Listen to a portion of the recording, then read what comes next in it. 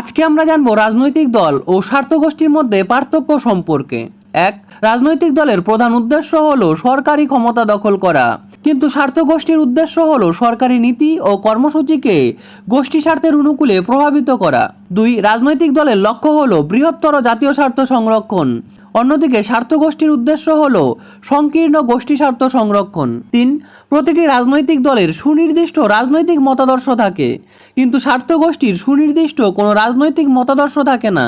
চার, সাংগঠনিক দিক থেকে রাজনৈতিক দল বৃহৎ এবং ব্যাপক, কিন্তু অপরদিকে স্বার্থগোষ্ঠীগুলি সাংগঠনিক দিক থেকে ক্ষুদ্র ও সীমিত।